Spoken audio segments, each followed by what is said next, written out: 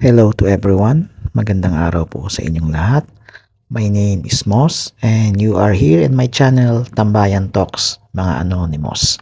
In today's video, akin pong isi-share yung naging tugon ko sa katanungan ng isang kababayan natin na interesadong sumali sa Orthodox Church.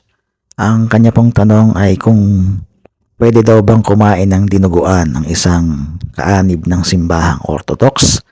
Ang sagot ko po ay maliwanag na hindi, dahil ayon po sa ating tradisyon at maging ganun na rin po sa mga canons ng ating simbahan, hindi po ito pinapayagan. Ang pagbabawal sa pagkain ng dugo sa Orthodox Church ay nagsimula po noong 50 AD sa tinatawag nating Council of Jerusalem. Ito po ay nakatala sa Acts 15:20. Dito po nagdesisyon ang mga apostol sa pangunguna ni Saint James, the brother of the Lord. Asama na rin po ang iba pang mga apostol katulad ni Saint Peter at si Saint Paul po na nag-discuss po about sa anong gagawin sa mga Hintil at sa mga Hudyo na namumuhay na magkasama at magkakapatid sa simbahang Orthodox.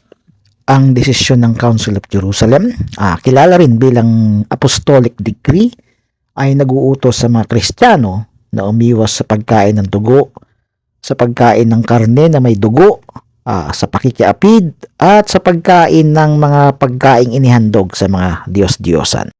Ang tuntunong ito na pagbabawal sa pagkain ng dugo ay pinagtibay sa mga sumunod na taon at mga panahon. Sa Canon 63 ng Apostolic Canon, sinasabi doon ang spiritual discipline sa mga sumusuway sa tuntunin sa pagkain ng dugo at mga karne na may dugo. Kung ang sumuway ay nasa kaparian, maging obispo man o pari o diakono, sila ay aalisin sa kanilang pagkapari. At ang hindi naman pari na sumuway ay i-excommunicate sa simbahan.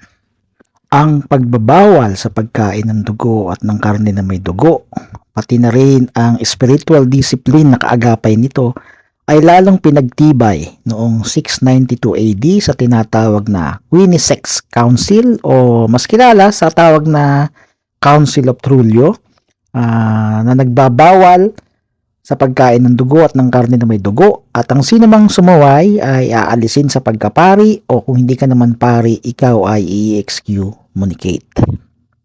Kaya kung nagbabalak kayo umanib sa simbahang Orthodox, simulan nyo nang umiwas sa pagkain ng dugo. Kung paborito nyo ang dinuguan, ang Betamax, iwasan nyo na po yan at pinagbabawal na po ang pagkain ng dugo o ng anumang pagkaing mayroong dugo.